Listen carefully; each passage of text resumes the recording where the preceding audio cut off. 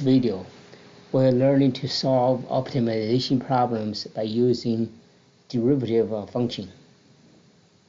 So this is considered as more applications of derivatives. So what are optimization problems?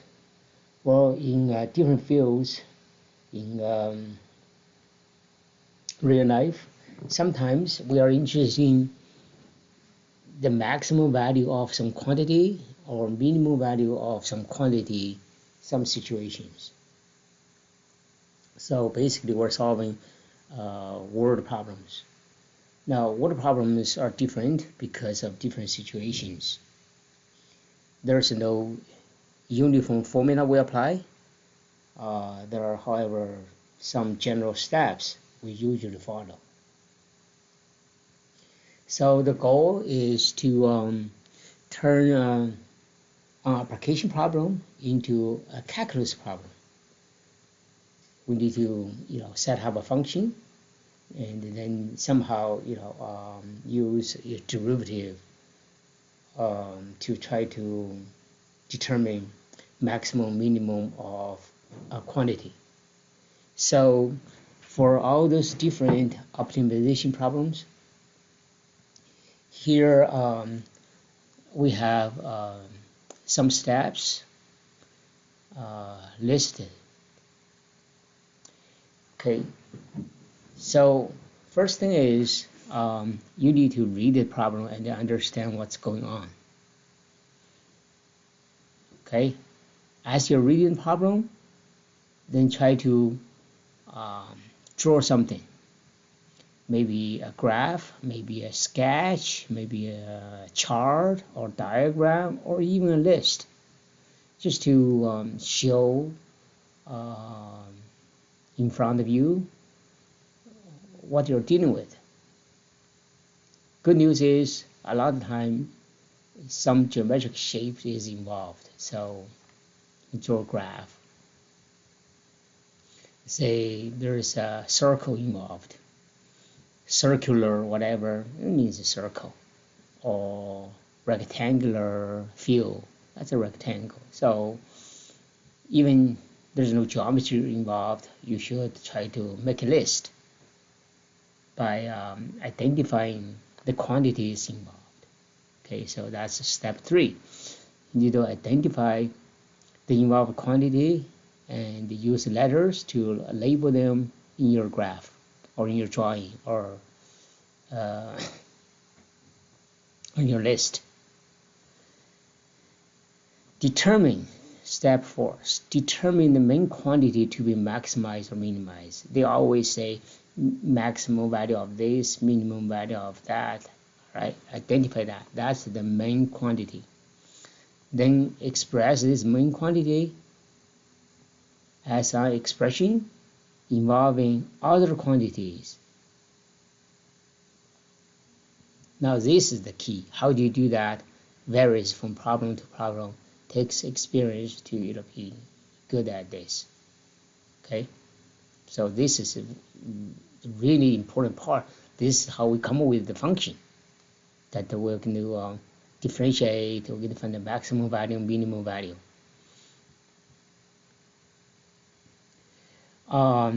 Often you set up this function, there are too many variables involved, so there's a step 6. You need to reduce the involved variables down to 1. So you have a function of only one variable. Then determine the interval of this remaining variable, like a to b. Because once it's not enough to just have a function, you have to know where you're looking for maximum value, minimum value of the function, right? So you need to determine an interval, preferably close interval. If you cannot get a close interval, try to get an open interval sometimes. And the last step is the calculus. Because once you have a function defined on an interval, then we've learned how to find the maximum minimum value of a function. So step 8 is a pure calculus problem. maximum minimum kind of question. Okay, so we'll see some examples to see how we go through these steps to try to find our answer. Okay, let's see the first question. Find the two positive numbers whose sum is 300 and whose product is a maximum. Okay, so what do we have here? Two numbers, right?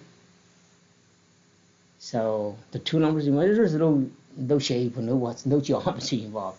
So this is we're going to just say, okay, even though there's no graph, we're going to write and say one number is x, other number is y. Okay, x and y. And what do we know about those two numbers? They say these two numbers, well, first of all, positive. They're all positive. Also, the sum of these two is 300. All right. And the product of these two numbers is a maximum. So there's a product, and the product is supposed to be a maximum. So there's a product that's called as P. And this P is supposed to be maximum. Therefore, we can tell this P, the product, is the main quantity. It's the quantity that's supposed to be a maximum. So really the question is now, find those two numbers so that this product, well, we can write it as x times y. This product is a maximum. So naturally you can see we come up with our function. P is the main function. P is the main function because in the problem we expect it to be a maximum. So optimization is always about maximum minimum, okay? So it's crucial to identify the main quantity. In this case, the main quantity is product, so we need to express this quantity in terms of other guys, like the x, the y. Well, naturally, it says the product of those two numbers, so we come up with the function right here. And this be, our step 5. Express the main quantity in terms of other guys. Okay. Now, and then you see there are two variables involved. There's x and the y. So the functions we can work with can only have one variable, cannot have x and y. And that's why there is this step 6. Reduce the number of variables on the right side of the equation to only one to obtain a function with just one variable. That's what this is about. Okay. So there's an x, there's a y. We have to get rid of 1. How do we do that? Usually, if you have more than one variable, there's some information in the problem that tells you how those variables are related. Because if they're related, you can express one in terms of other. Therefore, you can reduce extra variable. So in our case, we see clearly it says x and y added up is 300. X plus y is 300. Therefore, we can solve from this equation. Say solve for y.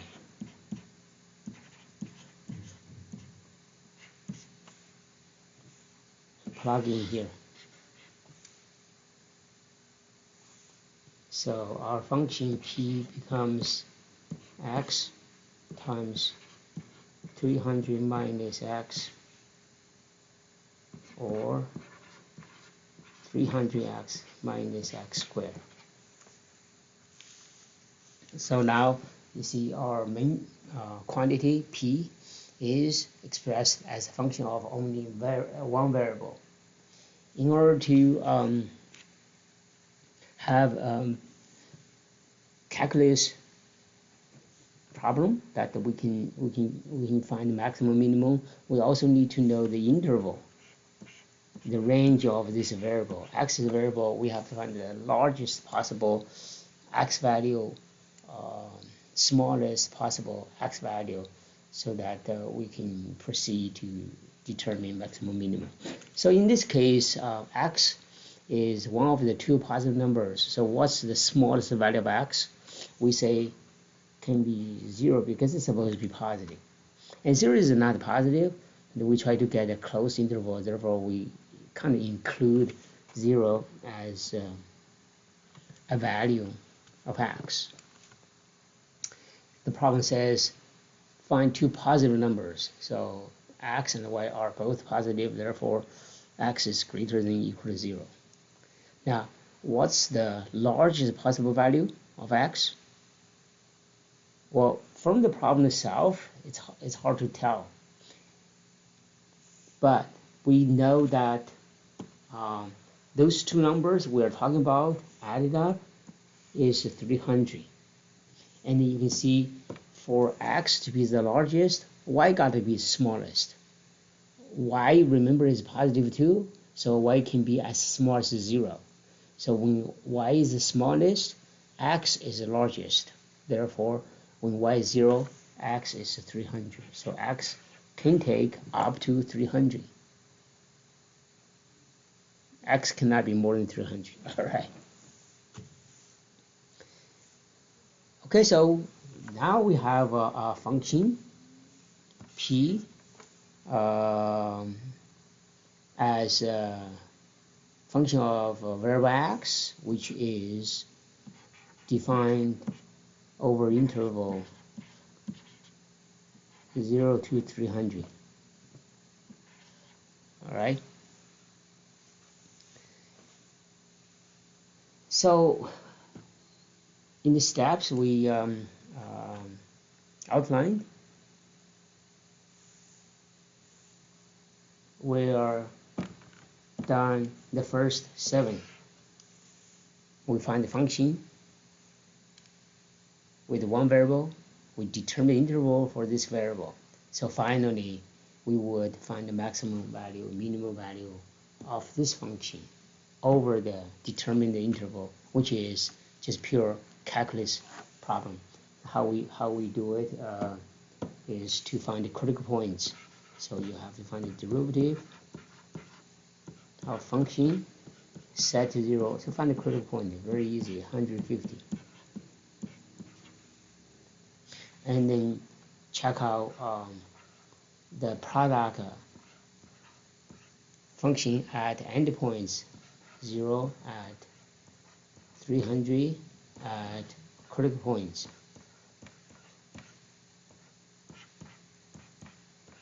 Okay, so plug in 0 for x here.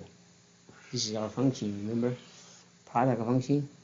Well, pretty simple, use a calculator or whatever, no matter what value. 0 plug in actually is 0. 300 plug in is 0 too.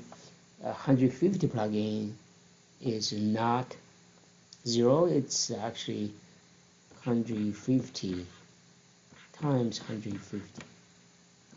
It's not 0. Okay, so whatever value. It's 22500 actually.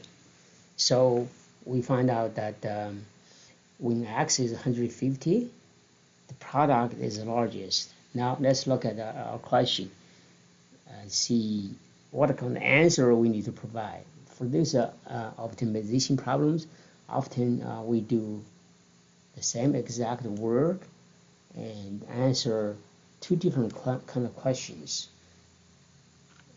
What kind of two different questions. Let's look at this problem here. They said find two numbers so that product is a maximum. So they actually want us to find the numbers. They're not asking us to find the actual maximum product. All right, then we have to go through the same exact word just to provide the correct answer to the question that's being asked. So, well, they're not saying what's the largest possible product. They're saying what are the two numbers. So our answer will be, well, x, one number is 150, right? One number is 150 because 150, the product is a maximum. This is a maximum product, but we're not interested in the maximum product. We're interested in one number yields the maximum product. Well, this x is 1, and there's a y. Once we find the x, we can, for example, plug in x here to find the y. So plug in y happens to be also 150. Just plug in.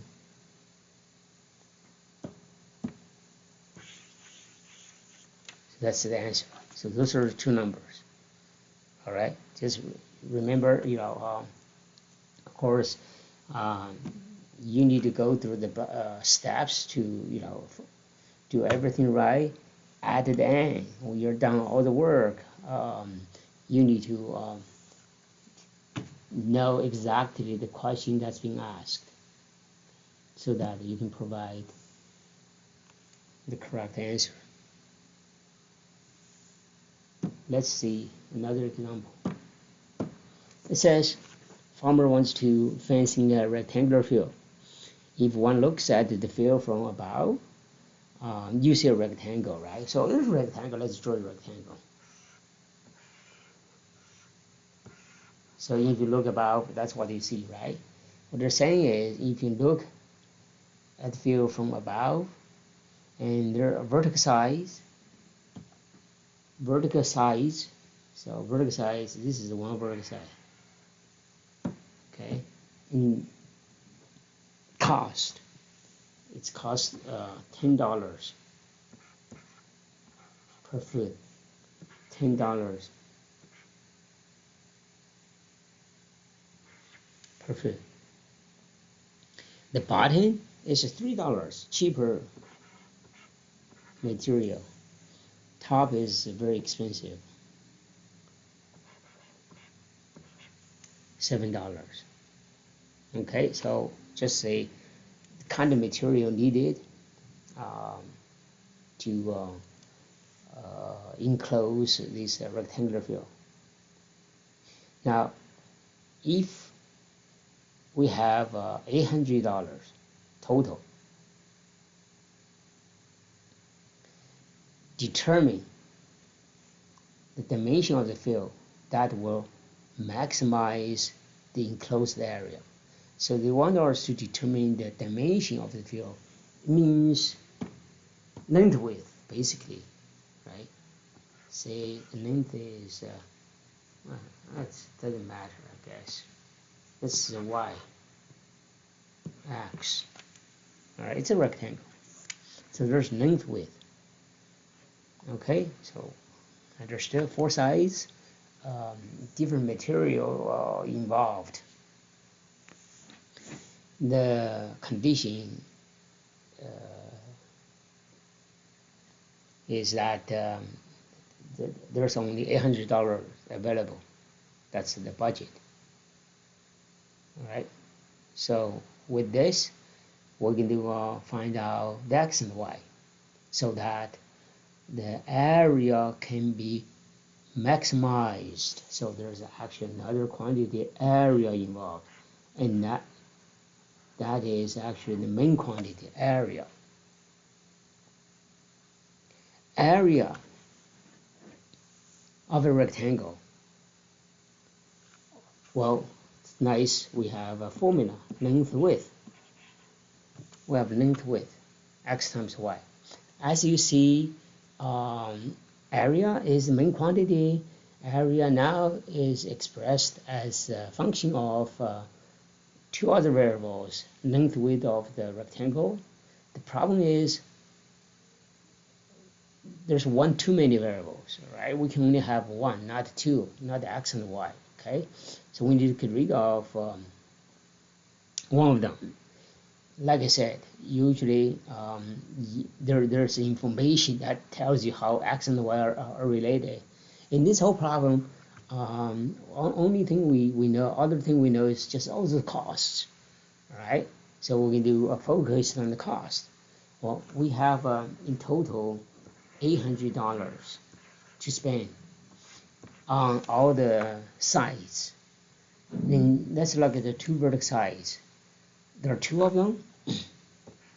So the cost for those two sides, if this side, the length of this side is x, then the cost will be on one side it's going to be $10 times x, other side will be $10 times x. This will be the total cost for the two vertex sides. And for the top side, which has a length y2, so for the top, the cost will be 7y, for the bottom will be 3y. So you can see the right hand side would give us actually the needed, money to do all four sides, and there's only $800 spent. Therefore, the total spending must be limited to just 800. You have this equation: be 20x plus 10y equal to totally 800, no more, no less. See, mathematically, this is basically a relation between x and y. And we solve for y, very easily solve for y. Divide by 10 and move the 2x over, so it'll be 80 minus 2x. Well, right, then we can see how x and y are related. Moreover, we solve for y and plug in here to eliminate one variable in this case. Then we eliminate the y. We could eliminate x too. We could solve here for x, but we have to divide by 2, so there's a fraction involved, so it's better to solve for y. Alright, so plug in, then we have x times 80 minus 2x. So the function is 80x minus 2x squared. So we'll find the function. So this area function, it's a function of only one variable, x. Now we need to determine interval, of course. Really to determine endpoints, because in calculus, function could attain the maximum minimum at endpoints. Okay, so what's the smallest possible value of x? What is x? X is the length of vertex side, and we can see from the picture can be as small as 0, because it has to be positive. So that's kind of clear. X can be as small as 0. We don't know the value yet, the value, so that area is maximum. We just know, we're just looking for the construction, purpose. X can be as small as 0. Now, what's the largest? Largest is hard to tell from the picture. So we have to look at the relation between x and y to come up with a reasonable, sensible value. Okay. Now from the picture we can see the relation, kind of a rough relation between x and y, right? Um, in general, you want to make x longer, right? You probably have to make y shorter, spend less money on top and the bottom. Spend as much as you want on the side, the vertical sides, right? Now we'll make x the longest, right? The largest. So that's the general thinking. But more precisely, we actually want to look at the relation here. You see, for x to be the largest, y would have to be the smallest. If y is very, very, very, very small, x will be very, very large. We can move the equation, rewrite the equation, probably see better. The relation is AD equal to 2x plus y. You can see again, because 2x plus y equal to 80, for x to be very large, y would have to be very small. If y is the smallest can be, then x will be the largest can be. The y is the length of the top or bottom, right? So can be as small as 0 to the extreme. So mathematically, we can tell, not geometrically from the rectangle itself, but geometrically we can tell from here. If y is 0, then x will be the largest. Okay, y can be as small as 0. Y cannot be negative because it's the length of something. So to the extreme, if y is 0, x will be the largest. X will be 40. We can tell right here. So this is how we determine the interval. The rest of it is just calculus problem. Okay, so we would find the derivative.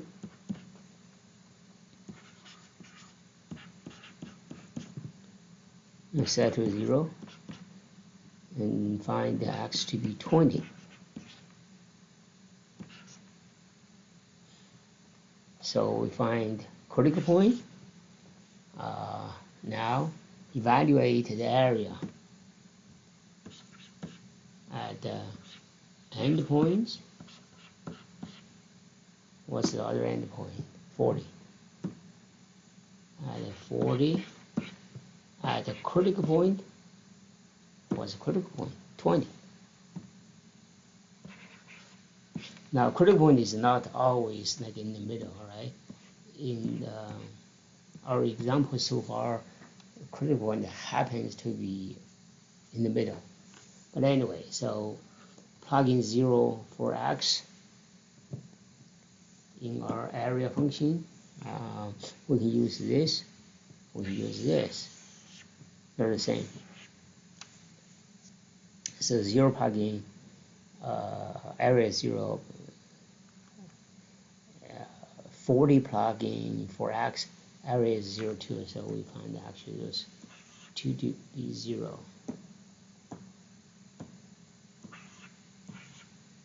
Now 20 plug in, let's see. 20 plug in for x.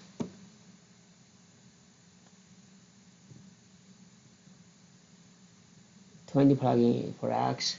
This is 20. This is 2 times 20 is 40. 40, 80 minus 40 is 40, so it's 20 times 40. Oh, I forgot here. So, so it's 20 times 40, or 800? What a coincidence. The area is 800, okay, it's just pure coincidence. But anyway, so mathematically we find out the maximum area that can be enclosed is 800. This is achieved when, oh wait, this is supposed to be 20, 0, 40, and 20, right? Yeah, this is achieved when x is 20. Okay. Now let's look at the question itself to make sure we understand.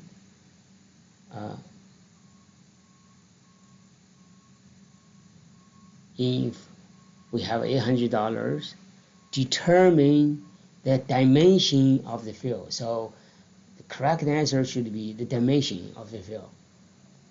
So the x, the y, basically, right?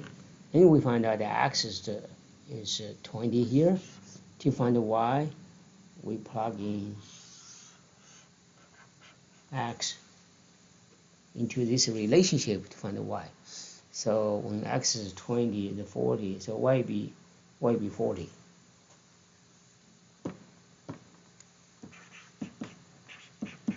So in our answer back, x is 20, y is 40. So that's the dimension. All right, again, this problem, they want us to determine, find the dimension so that the enclosed area is a maximum. Okay, again, the same situation, they could ask us a different question. They could ask us, say, find the largest area that can be enclosed. So we would do the same kind of work. In the end, we would say, oh yeah, the largest would be 800. That would be the answer. But here they want us to find the dimension, so it's this. All right. Let's see another example. So here we have a piece of cardboard that's 50 by 20.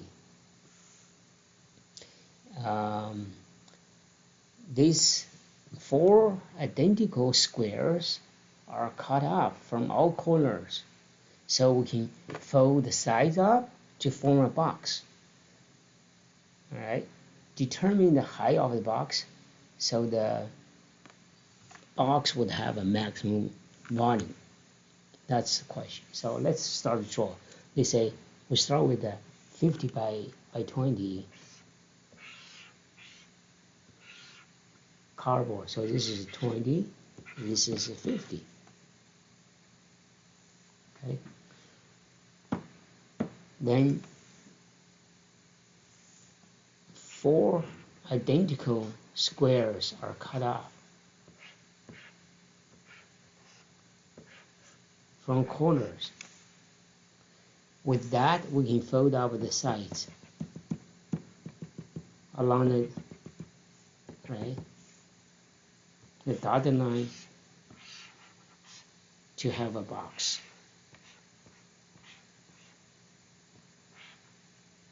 To make a box. Okay, so this is the question. See, as we're reading this, and come up with the graph. So determine the height of the box. Well, height is a variable involved, so we're going to say the height of x, height of a box will be like that, and that would be the length of the side of the square. This. Okay.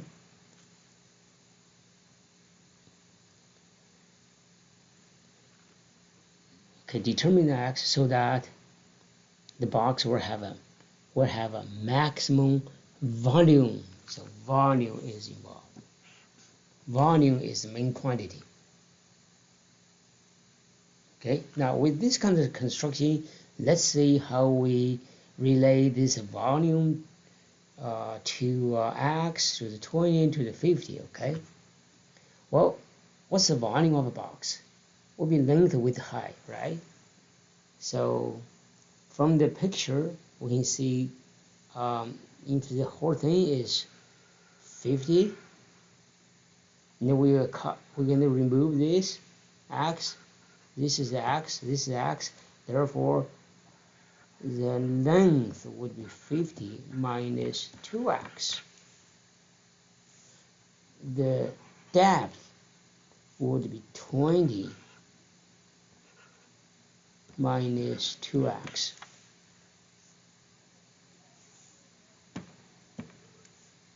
this will be this left over. All right. With this, then we can use the volume of a box formula. Length times width times height. That be the volume of a box. All right. So here, fortunately, there's only one variable. We need to get rid of nothing. Okay, so just simplify it. Maybe 1,000 multiply out. So it's simpler to differentiate.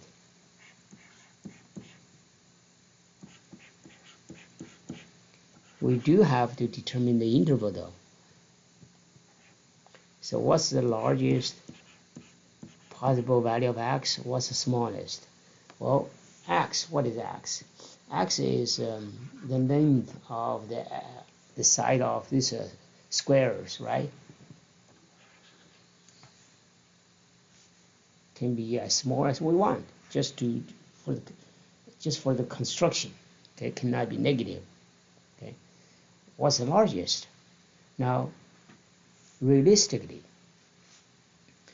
the x, as you can see, cannot be more than half of 20, because for us to cut a corner, right, the largest we can cut out would be 10 by 10, because the total is 20. So the largest square we can cut out would be 10, 10, 10, 10, right? Would be this. Of course, that's extreme, okay? But just mathematically, you know, we can tell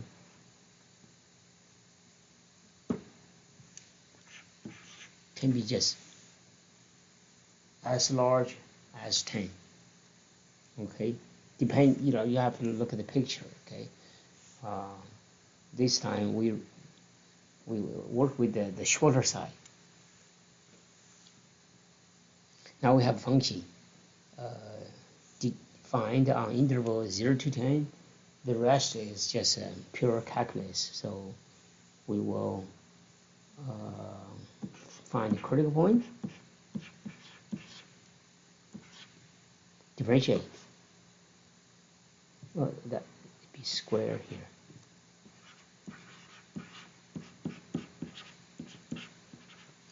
Set to 0, so we find the critical points, right? Use quadratic formula or whatever. So you find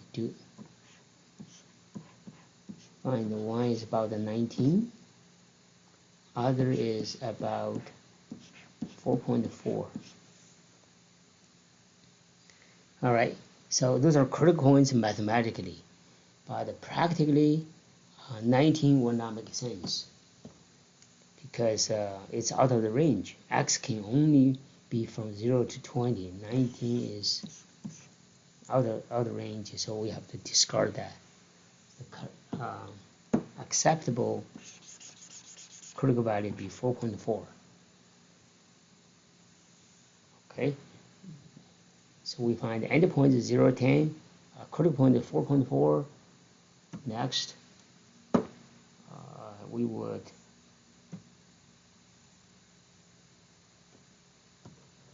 evaluate and compare the volume at 0, at 10, at 4.4. All right, let's look at our function. So from the function, we can tell if we plug in 0 for x. 0 for x, obviously the product is 0. 10 for x, 20 minus 2x will be 0. So the volume is 0 too. Okay, so at 0 is 0, at 10 is 0. At 4.4, with the calculator, we'll see it's not going to be 0. No way, there's a missed x, first x here. So it'll be, let me just write it down. 1000 minus 280 times 4.4, 280 times 4.4 plus 12